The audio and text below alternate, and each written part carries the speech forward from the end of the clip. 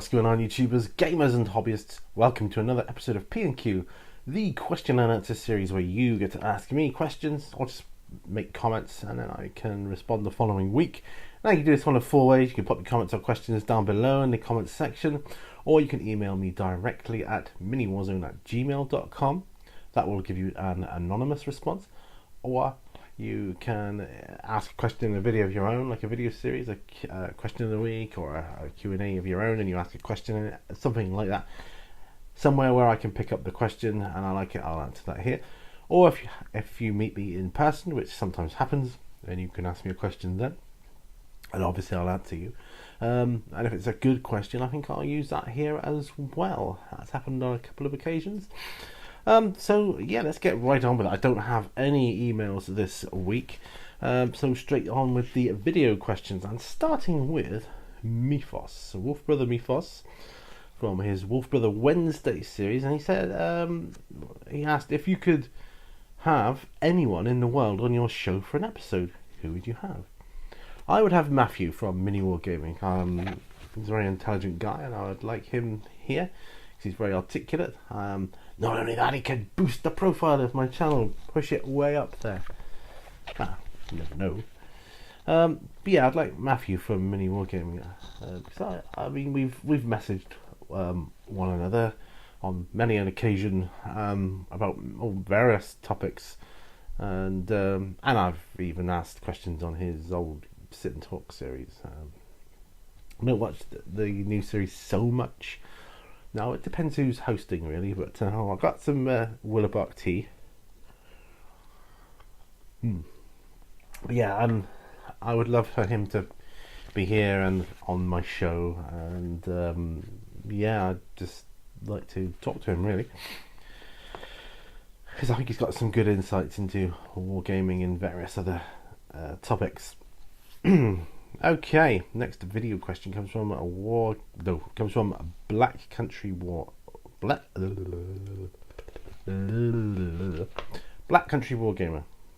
I was tongue-tied then for some reason. On his Ask My Audience series, says, do you think you've invested into too many war games? Have I invested into too many war games? Well, I don't know. I mean, I've written down some here that I'm into or have been into. We'll start off with Bolt Action, because I'm no longer into that one. I was into Bolt Action, but I don't know. I just found out. But there's something, and I still to this day can't quite put my finger on what it is. I think it was because it was. I mean, I'm into 40k, as you know, because that's another one. I'm heavily into 40k. Bolt Action was in danger of becoming like the second most heavily invested game, if you will, that I'm invested in. I just thought, no, I'd rather take the funds that I use from that game and put it into this game, because the other games I'm into don't take up nowhere near the same amount of revenue. And I'm into a War Machine, Hordes, Ronin, Batman, Congo, Zombicide, Mice and Mystics. That's a good game. I like that. Space Hulk, Jugular, and Black Powder. Played some Black Powder games. All I've really invested in with that is the rulebook. And I'm looking at. So I'm still looking at games. I'm looking at Mansions of Madness, Doom, and Guild Ball. So. And if I've missed... Oh, yes, and Beyond the Gates of Antares. That's another one I'm into. Although I haven't sort of been doing anything with that for some time now. Maybe about a year or so, I suppose. But do I invest into too many war games? I would say no. Because it makes me happy. Doing this makes me happy. If I want to invest in more, double the amount of war games... or just games in general, and it makes me happy, where's the harm? You know, provided I have the financial means to, of course. And of course, you know, you just have to trim back where you can. If you can't get into everything, that's I mean, nobody can do everything, can they? But I mean, tastes vary, don't they? And opinions vary. So, excuse me, that's an apple repeating on me. and that's my phone. Because do you know what? I forgot to put it on silent, but I'm going to do it right now.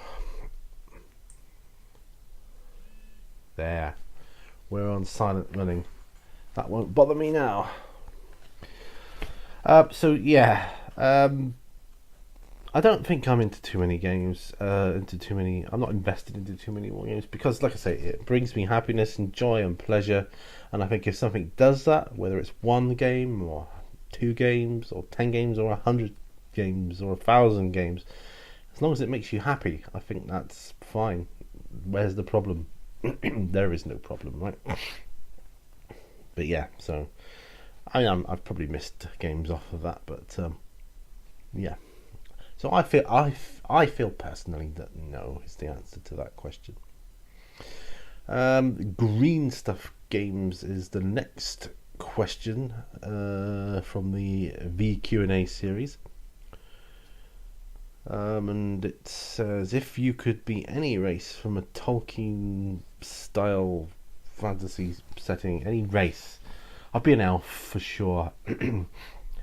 Yeah, because they get they're nice and they're slim. They've got a good slim physique, which I would like. Great eyesight, good hearing, one with nature, all that, and they're long lived. Well, immortal, aren't they? Yeah, an elf for sure. And the last video question is myself on the Q&S, where I said what was my geeky pleasure before getting into this hobby. And for me, it is role-playing games, primarily Dungeons and Dragons. Although I've played many role-playing games over the years, but definitely to lumber it into a genre. What my geeky pleasure was before this hobby was definitely role-playing games, and in particular Dungeons and Dragons, and it still is as well. So it's not a replacement for that, this hobby, it's an addition to. So yeah, and that is all the video questions. Right, now before I go on to the questions that were asked from last week, I have to do one that was asked from the week before that because I missed it. I don't know how. And it comes from JamJal34. And I'm sorry, mate, I missed that question. I don't know what happened there, whether it didn't print out properly or the 2 pages got stuck together or something. I don't know. I don't know what went on there. But I'm going to answer it now. You said, great episode, Pete. Thank you very much. With your new Eldar army, what are your plans? Also, do you have any plans for your others?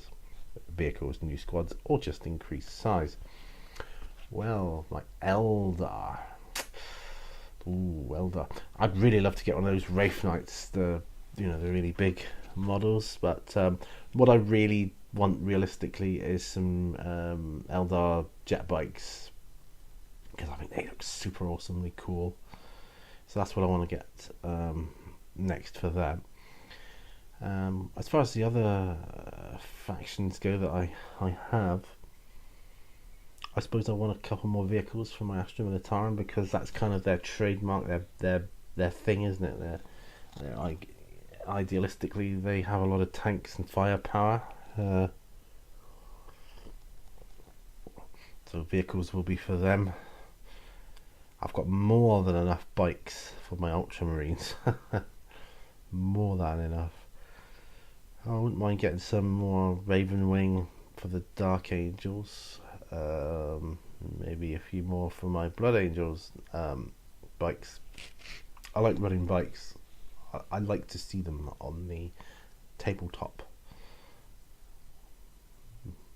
As far as tactical Marines go, all my chapters have more than enough, I feel. So I don't know about Dark Angels, might need them. Funny enough, I've got a spare box of a 5-man squad of tactical Marines, which I need to build and paint up. They could probably be Dark Angels, yeah, for sure. I might do that. Tau, I want to build up my Tau army as well, because I've only got a Riptide and a couple of Fire Warriors and a couple of drones. That's it for Tau. And I want to start a Gene Stealer cult. That's what I would like to do. Gene Stealer cult. They can go hand in hand with my Tyranid army then on certain games. Thank you for that question. It's a great question. I'm sorry I missed it, but I'm glad I caught it now. Okay, so from last week then, Idic Beer 40k says, nice vid, Pete.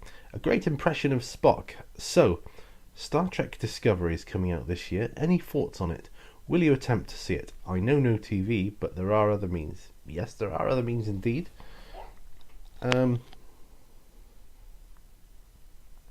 I see it?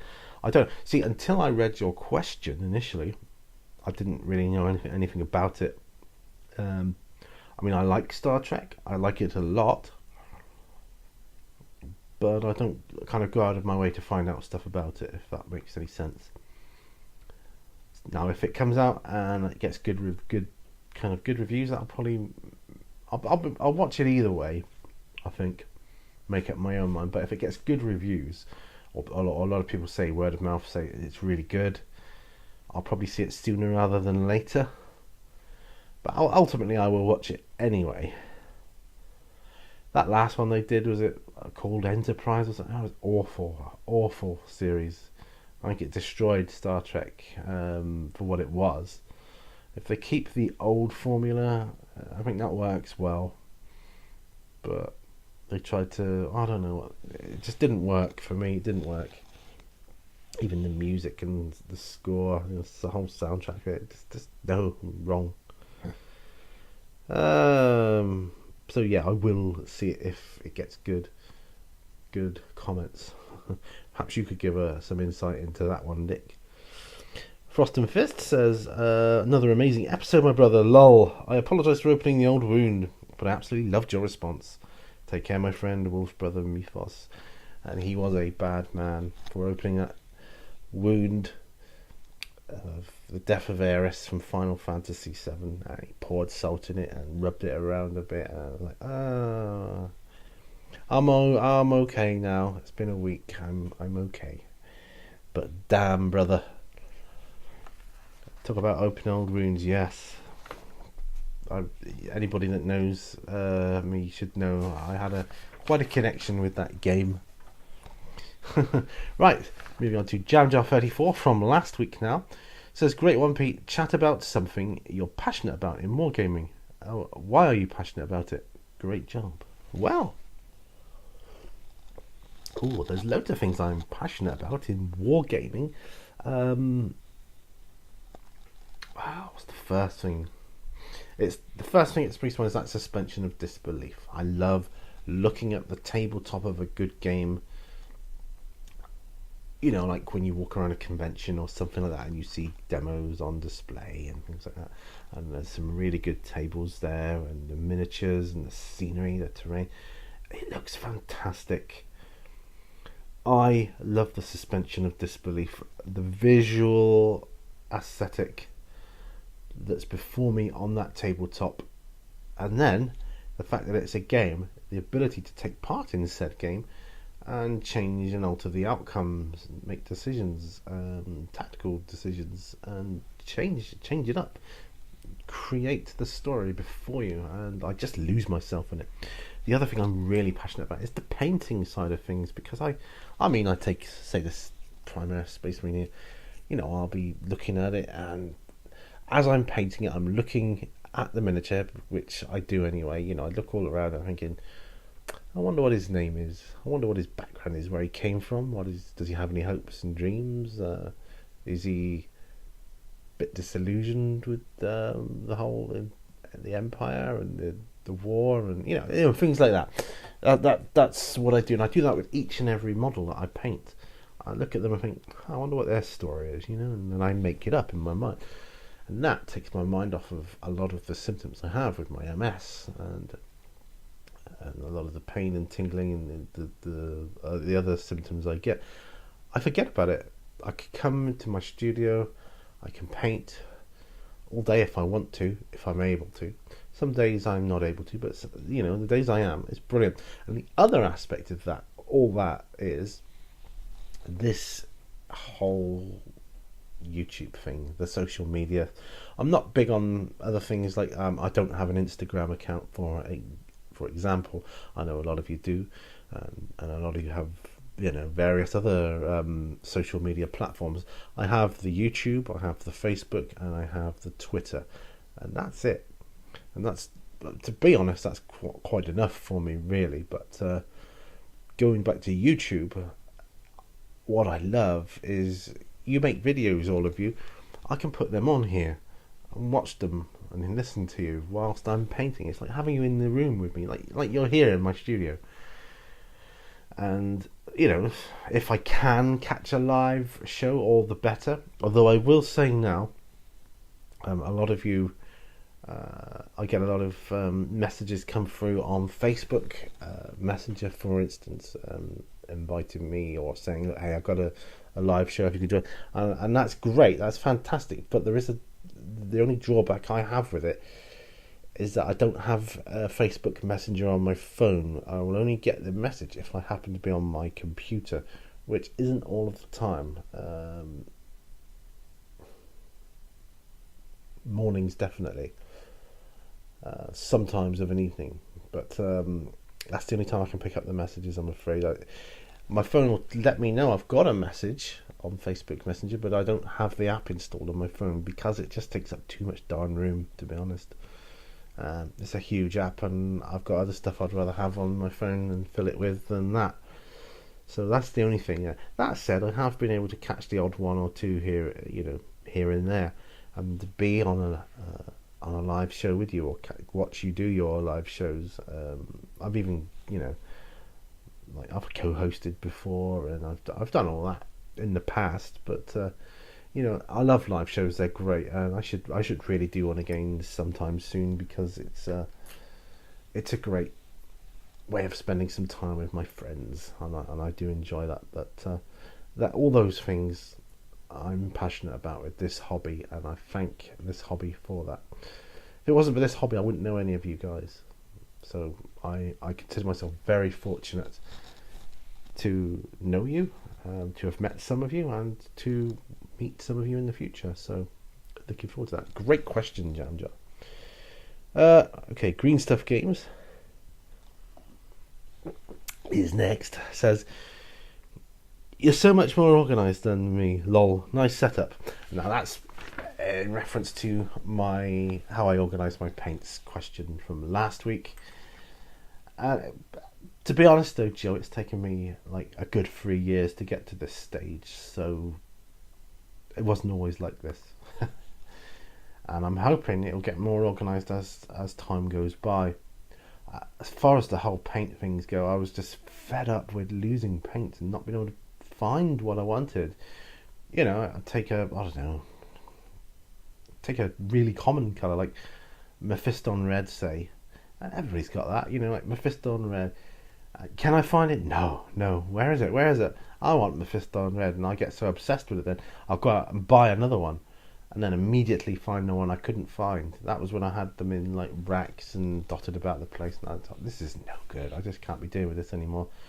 Whack them in one of these rainbow trolley things, rainbow rack with the trays. They're brilliant. They're on wheels, so I can just wheel them around. I can literally pull them here, right to me here, if I wanted to.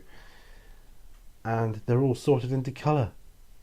I've got multiple makes, manufacturers in each colour. It doesn't matter. I don't care about the manufacturers.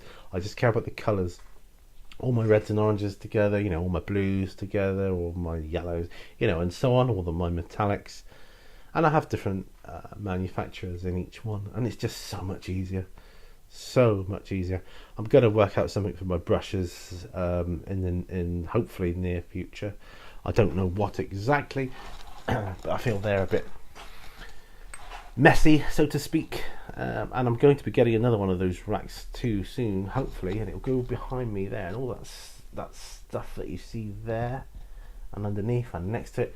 Hopefully the majority of that can go in one of those rainbow racks, and then that can go there, and that can be gone, and that'll give me a little bit more room. Excuse me while I bend down and pick up my questions that have just fallen onto the floor. Right. Thank you for that question. That's a good question. Well, it's not a question, was it? It was a comment. But thank you for that. It sparked that little bit of chat there from myself. Right. How we did for time? 20 minutes. Okay. Cruange the Silicus is next. He says, "Great P&Q. Aside from 42, what is the meaning of life?" I'll just pop that sheet to one side. What is the meaning of life? Well, Mike, I don't know if there is one. Is there? Is there what meaning? I mean, if there is, I mean, whether there is or not, I don't know. Whether this world we live in, whether we live in it or on it or around it or whatever, whether it's real, whether it's fake, I don't know. But the meaning of life itself, it's a biggie. I don't know. I guess we'll never know. Maybe we'll know when we die and pass on. I don't know. I just don't know. That's a disappointing answer, isn't it? Like I say, I don't know. I suppose if there is a meaning to life, I suppose I would like to think of it as just try and live the best life that you can for you and your family, and to help as many people as you're able to, show empathy, because there's not enough empathy in this world. Definitely not enough empathy. And, show a bit of compassion, kindness, patience, and, just be nice to each other, really. I know that's easier said than done, and there's a lot of, there's more idiots out there than there are nice people. I know that. But I think that probably, if there is a meaning to life, that's probably it. Okay, last page. Mini Warnut is next. It says, "Great P&Q. Have you seen the Netflix series Stranger Things? If so, what do you think of it, and are you excited about watching season 2 in October? The show brings back my D&D days as a preteen. I know you still play the game. What character are you, and why did you choose that character? Yes, multiple questions. I know, lol. Take care. Wag. Lots of questions are good, Brian. I like lots of questions. No, I haven't seen the Stranger Things series, but I have heard it's a very good series, and I want to watch it. Now, I will, knowing me as I do, I will probably wait until I pick it up as a DVD, a complete season, and I'm sure it's probably out now. I like the fact, and I've heard it. It brings back memories of D&D, like from the old days, and I definitely want to check it out for that alone. So I will be checking it out. Unfortunately, I don't know about it right now this second, but I probably will. Definitely, it is on my list of things to watch. What character do I play? A half-elf ranger is what I play currently mostly now, although I've got a lot of characters on the go. It depends what game we're playing as well. For D&D, I mostly play a half-elf ranger, and why I do that is because it's based on the character I used to play when I was at school, although it doesn't have quite the same feeling anymore. I suppose because it's a different DM. I think the DM provides the flavour of the food that you are eating or absorbing as a Dungeons and Dragons player. I think the DM either makes it or breaks it. That's not to say I'm with bad DMs now. I'm certainly not. Really good ones, but they're just not the same as the one I played with when I was at school. So yeah, and of course there was another occasion, or another group rather, where I'm the DM. So it varies, but mostly it's a half-elf ranger, purely for nostalgia. And yeah, that's that. So thank you for your question. That was a great question, or a great set of questions. Super Wargamer says, if given the chance, would you let a werewolf bite you, and why? That's a strange question. Very strange question.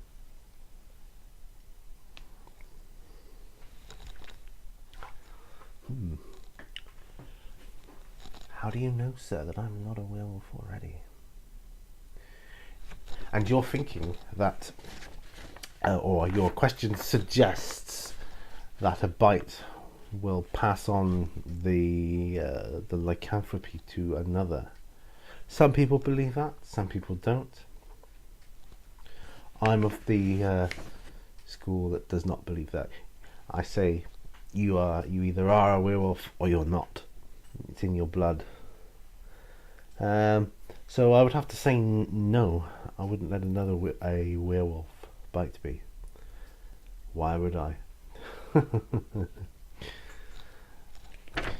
No. Moving on. I'll leave that one with you. Moving on. Last question.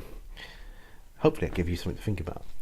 The last question is Drake's War Channel. And he says, I always have crumpets and English muffins in my larder. Oh yes, man after my own heart.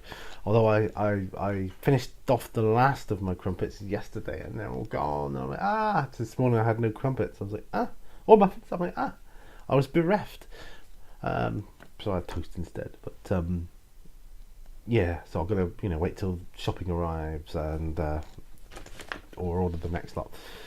My question this time is: are the Normans fondly remembered in the part of England where you live? I am thinking of making up a Norman warband for Saga. And that's the last question. Well, are they thought of fondly or in the part of England where I live? Well, that's a difficult one to answer. Depends how wider area you want to expand to, really, as in my part of England. I can only answer this question from my own perspective. So, from my perspective, Normans are not too fondly thought of because they invaded us, and I was taught in my first primary school about how bad they were. And did a lot of history there. Did a lot of history and religion in that school. So, but I do like the look of them. I always loved the look of the way they were drawn and portrayed. The armour they wore, the shields they used. If that was real, if that's what they did indeed use. But I love that the whole nose guard thing on the helms and those kind of shields that are shaped almost like an elongated guitar plectrum. And I love some. I had some Norman soldiers when I was a child, with a castle and everything else. So toy soldiers going back. I was, from when I was really young. Like, my first school, 5-6 years old, I was into toy soldiers. But going back to your question, I'd have to say they're not generalizing. They're not too fondly thought of. But then there's an awful lot of people that don't know or probably don't even care. Particularly, I mean, the immediate area I live in now, I don't think there'll be too many people that even know or care about Normans. That said, I do know people that are very knowledgeable in a lot of historical facts and figures, and do take an active interest in it. But they're sadly few and far between. I mean, what do I think of Normans? I think they look cool.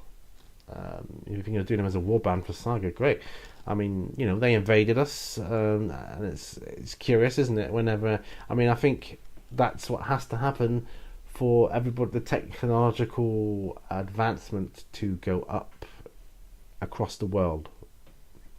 Because nobody invades another country, do they, in history, and then takes them back a few hundred years. They always up them, don't they? Bring them forward into the future. So you wouldn't get like prehistoric man invading like modern America and saying, "No, we must go back to the Stone Age." And no, it'd be the other way around, wouldn't it? The modern day man would go to him and say, "Look, what you're still using bits of stone for?" And look, you haven't even discovered fire yet. Right, let's get that going. And we bring them up to our level of advancement. But yeah, I think they look cool though, and I remember my Norman soldiers. I have fond memories of them as a child. I had quite a lot of them, so they were always kind of the main dominating force in my little toy soldier collection. But Norman warband for Saga. I mean, I've played Saga.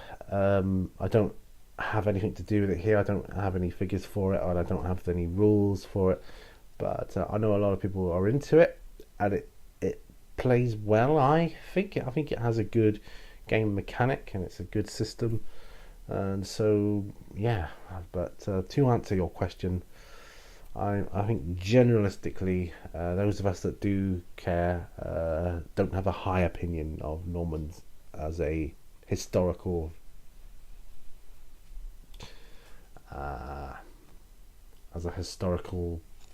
people. But game wise, I have no idea about Saga, but all I can say is they look cool. Good luck with it.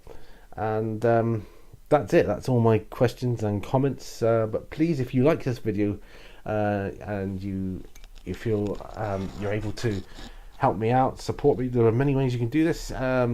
Two most obvious ways are I have a Patreon account which you can check out. Links are always in the video description below, so please check that out if you feel so inclined. If not, then that's also cool. If not, then perhaps you could just like and share the video. That really helps me big time. And I'm trying to expand, obviously, and get out there, and then I can up my ante, and I can get bigger and better, and who knows the future, right? Who knows the future? So I'll leave you with that. Remember, all brushes lead to war. I will see you on the next video. Bye for now, folks. Bye bye.